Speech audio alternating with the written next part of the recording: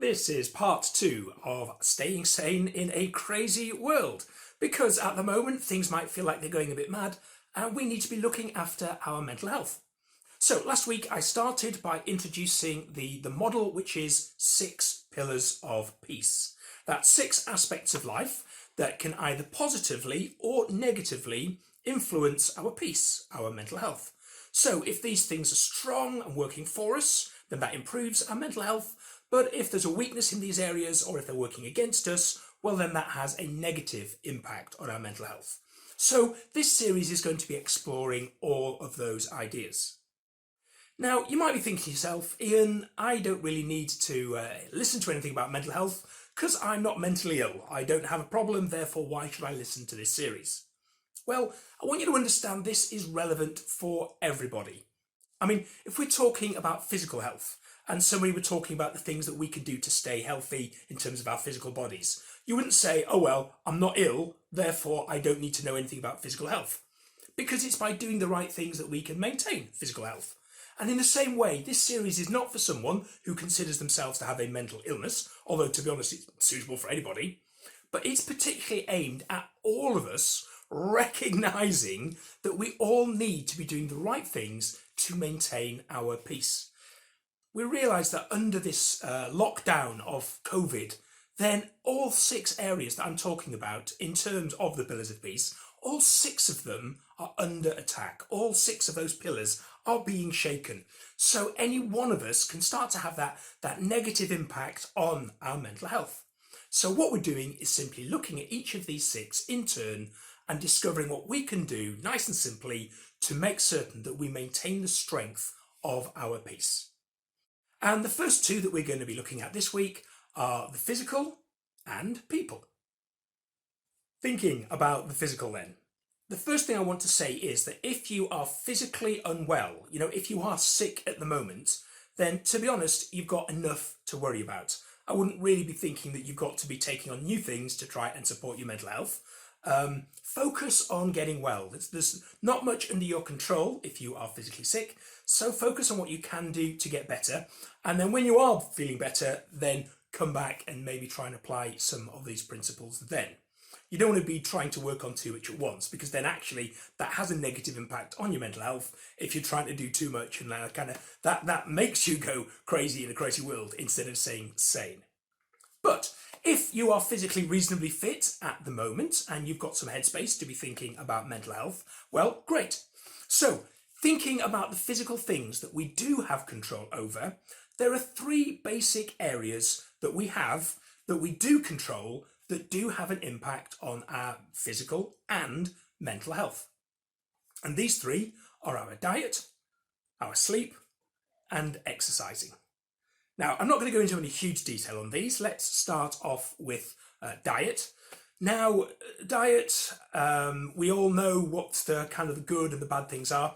What I would say in terms of your mental health to be particularly careful of are beware of comfort eating.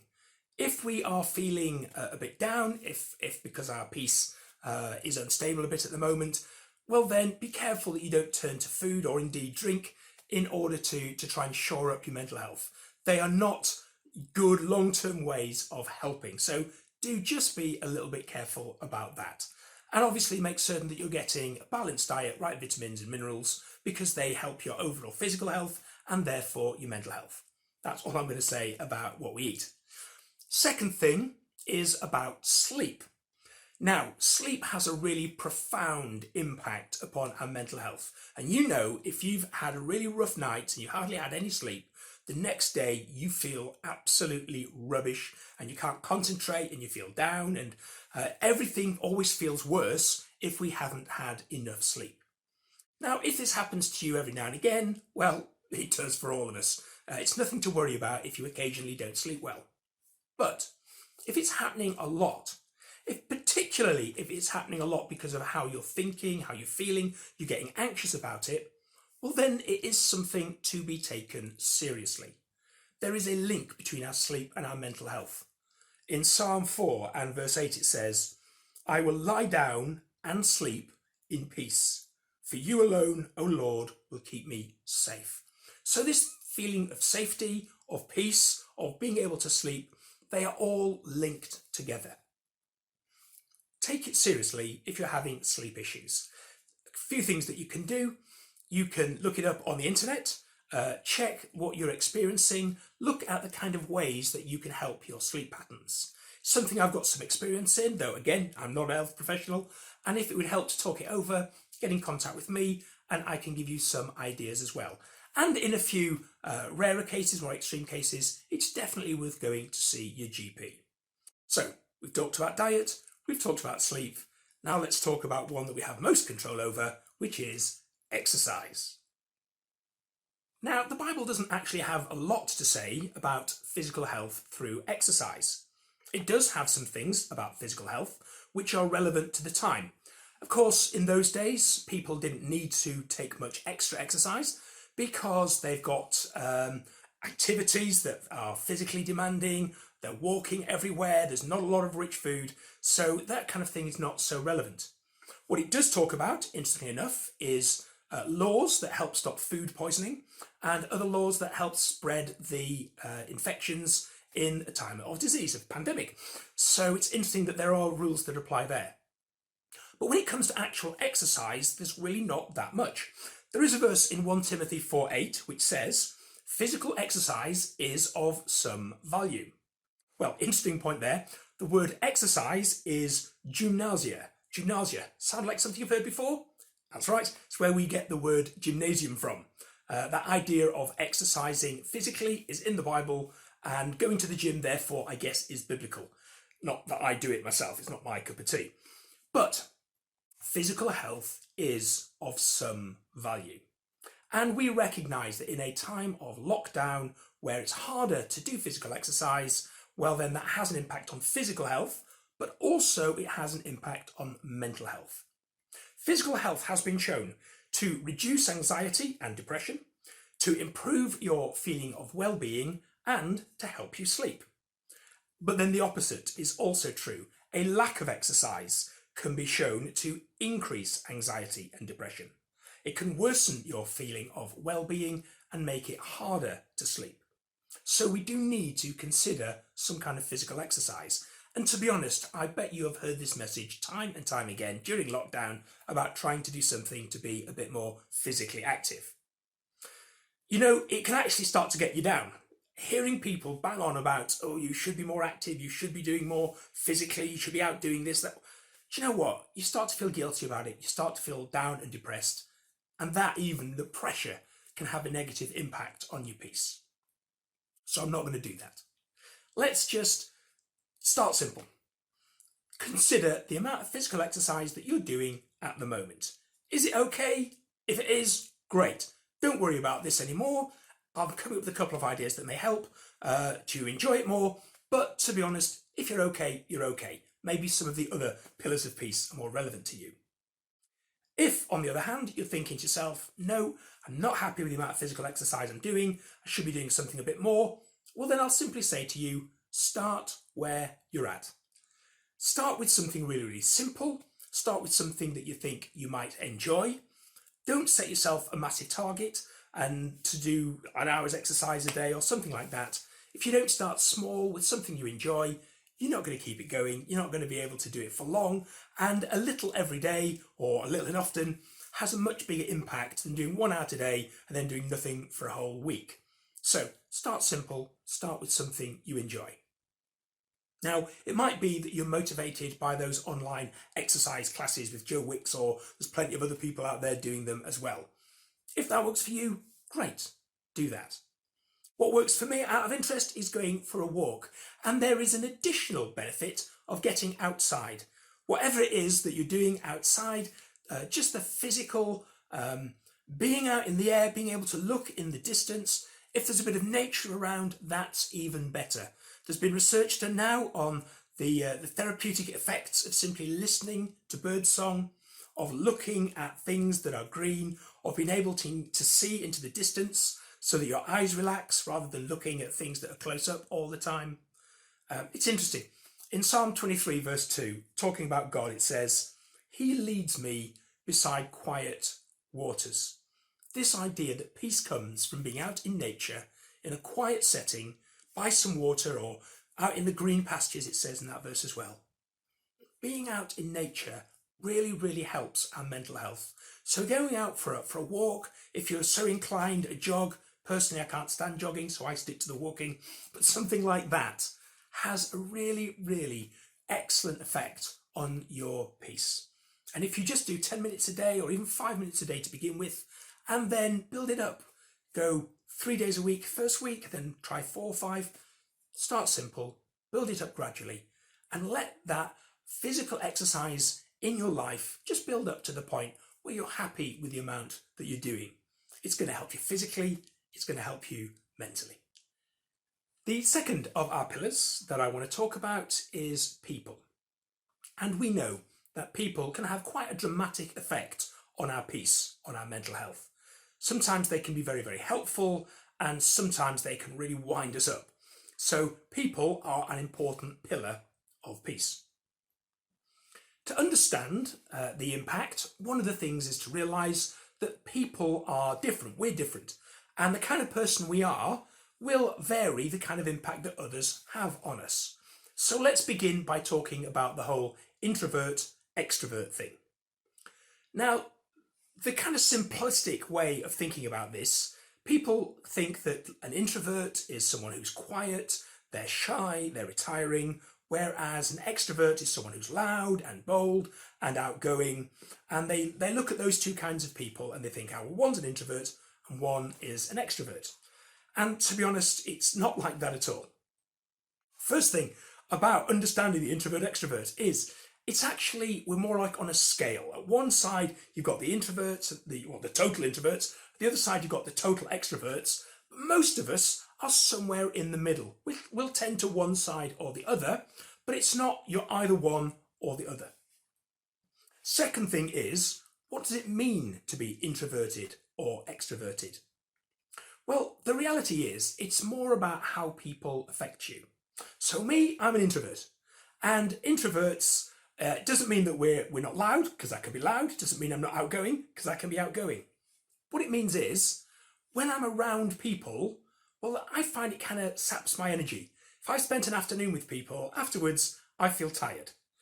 And Hillary, she's an extrovert. If she spent the afternoon with people, she's feeling energized. She's feeling recharged. So we get an interesting dynamic sometimes in our marriage where we'll be out with some friends for a while.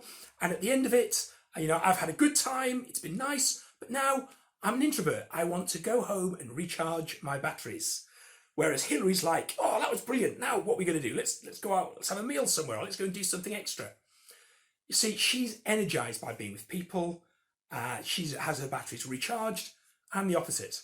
I recharge my batteries by being alone, by having a quiet space. And that's far more about what introverted or extroverted is. In a lockdown situation then, whether you're an introvert or an extrovert, it's going to have a slightly different impact upon you. If you're the extrovert who likes to be around lots of people, you want to be very social, well, then that can be a bit difficult, can't it? Because if you're not allowed to go out, you're not allowed to meet people, you're not allowed to go around people's houses, give people a hug, well, then that makes it harder for you to recharge because you're an extrovert, you're recharged by being around people, and it's hard to be around people. What about the introverts? Well, you might think this is wonderful for the introverts, and it can be quite easy. However, if someone is in a household where there's lots of people, and they're used to people being out of the house for periods of time, for them to have some space by themselves, well, then they can be struggling as well. They can find it really difficult to be an introvert when you're stuck in the house and you can't ever find a space to be by yourself to recharge your batteries. So we'll look at in a minute some strategies for whether you're an introvert or an extrovert that might work to help you maintain your peace. The second aspect of people is that sooner or later we realise we all need people. As Ecclesiastes 4:9 puts it, 2 are better than 1. Or to paraphrase a certain song, everybody needs somebody sometime. There are 2 aspects to this. From the physical, the simple, practical aspect, there are some jobs you can't do on your own. If you've got to move a huge piece of furniture, if I've got to move something upstairs or downstairs or something like that, I'm not going to be able to manage on my own. So I need someone to help me. But there's also that mental health aspect as well. As Genesis 2:18 puts it, it is not good for man to be alone. And even as an introvert, if I'm alone completely all the time, it would not be long before I realised that I needed someone to talk to. So we need to recognise that we all are going to need someone sometime. There is a huge emphasis in the Bible on being family, on both the individual family, the blood relatives family, but also in the wider family, the church family, the family of humanity. It's very interesting. In Psalm 68, verses 5 and 6, talking about God, it says this: "A father to the fatherless, defender of widows, this is God, whose dwelling is holy. God places the lonely in families." So let's start with what God is like. He is the father to the fatherless. He is the defender of widows. God wants to be family to you. You know, of all the words that there are in the Bible that are used to describe what God is like, the most important one is Father. That's the one that he tells us to call him. When you pray, say, "Our Father who is in heaven." He wants us to call him Father. He wants us to know him as part of the family. He doesn't come to us as a ruler, as a king, as a dictator. He comes to us as a father, and the best kind of father. You know, there are some good fathers on this world and there are some bad ones, but God is the ideal, the best father that there is. So the first thing that we see is that he wants to relate to us as a father. So to respond to that, you can talk to him as you would a person. That's what praying is really all about. Simply talk to him. Simply recognize he is present with you and have a conversation. And you might say, "Ian, well, what's the second half of the conversation? When I talk to somebody normally, I get a response." Well, the second great thing is, if you read the Bible, you can understand it as God's conversation with you. Sometimes he opens the conversation with those words. Sometimes the words there are responding to the conversation that you want to have. But the Bible is there precisely because it is difficult for us as physical people to have that contact with a spiritual God. So one of the things that he's done to make it easier for us is put a load of stuff down in the Bible, both so that we know what he's like, but to know what he says to us. So through prayer and reading the Bible, you can relate directly to God. But then the second half of that passage that I read was he places the lonely in families. It's not just about my physical family, the people that I'm related to by blood. It is the fact that because I'm in a church, the entire church is part of my family. And God talks a lot about how all of us should care for one another. We should be in contact with one another. We should be helping one another. And in this time of lockdown, where it can be harder to meet people, where it can be easier to be feeling lonely, then to become part of a community which is like a family can be really, really important. So we've talked about physical, we've talked about people, now let's get practical. We've spoken about diet, about sleep, and about exercise. And if that's not an issue for you, then just forget it. But if one of those is an issue for you, you might want to think about what you're going to do. And then we've spoken about people. And ultimately what it boils down to with people is that either you're having the right amount of contact, or you're not having enough contact, or you're having too much contact or contact with the wrong people. Well, what I want to say about this is we are family. And family, we're not all about taking, we're about giving. So if you are in a position where you're fine with your amount of contact and everything, then consider if you could be spending more time in contact with others, because actually you could be a real support for other people at this time. If you're finding that you need extra contact, well then it's even better for you because you can have that extra communication with people. Now it might be that the technology thing works for you and that you're fine by phone, or you can set up these video calls by Skype or Zoom or WebEx or all the different things that are out there. And if that's working for you, then great. But Some of us, we need more than that. We need that face-to-face contact. And of course, the good news is that now the government have eased restrictions very slightly, and you can go out into a public space and meet with one other person. So you could arrange to go for a walk in the park. As long as you keep 2 meters distant apart from each other, you can go and meet someone, have that conversation. It's an extra opportunity for you to have that personal contact with someone. Alternatively, if you're having too much contact and you need to get yourself a bit of space, well, a couple of things for that. First of all, make certain that you do it in a healthy way. You might need to withdraw for a period of time, but if you withdraw for too long and you don't have anybody, well, then that nearly always leads to worse mental health problems rather than better. So you might need a bit more space, but be careful about withdrawing completely. And if you do need that space, well, then have a conversation with the people who are around you, those people that you need the space from. It's not that there's anything wrong with them necessarily, it's just that as an introvert, you need some time alone. So have a chat with them about what might be the best way for you to get an hour or so by yourself a few times a week, and that's going to support you. One other thing about negative contact with people. I've found that one of the things that I've been struggling with a little bit is some of the negativity on Facebook. And I find that some people are a bit more positive and some people are a bit more negative. So I'll be honest with you, there are a few people and I have snoozed them on Facebook. In other words, for the next couple of weeks, then I will not see any more of their posts. It's not that I've unfriended them, it's not that I'm not friends with them, but I'm just giving myself a little bit of distance from someone who is focusing on the negative at the moment. And that might be a practical step for you as well. As we're coming towards an end, let's try and wrap this up into something that's quite manageable.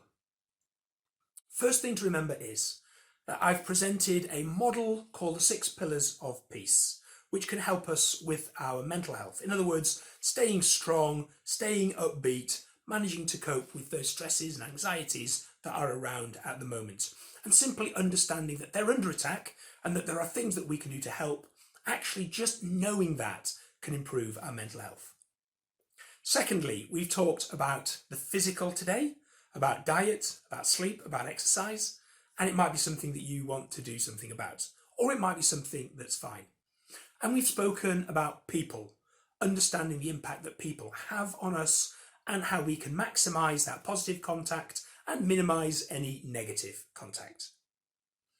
But what I want you to go beyond in all of that is an understanding of God. A lot of what I've said is very, very practical, a lot of information. You might find it useful to go back and listen to it or watch it again. But what goes beyond all of that is God's understanding of who we are, what a human being is. He made us. He knows how we tick. He knows the things that affect us physically and mentally. And although we can look at those 6 pillars, and we've focused obviously on the physical and people today, I want you to understand that God can go beyond all of that. We've spoken about it most weeks, about the peace that exceeds anything that we can understand. And I don't want you to think that you've got to work through all these areas and push yourself and drive yourself to manage to achieve mental health, because actually that's just going to get you wound up and feeling worse. No, what I'm reminding you about today is that God is on your side. God wants to give you peace straight away. In fact, one of the names for him in the Old Testament is Jehovah Shalom. The Lord is peace. He wants to give you that peace and that wholeness. So whilst there are practical things that will help, probably the most important is that understanding that God is on your side. If God be for us, who could be against us, it says in Romans 8. So reach out to God. Do the practical stuff about the physical and the people as well, but also reach out to God, who, even if the physical's all going wrong, even if the people stuff is all going wrong, yet God can give you peace.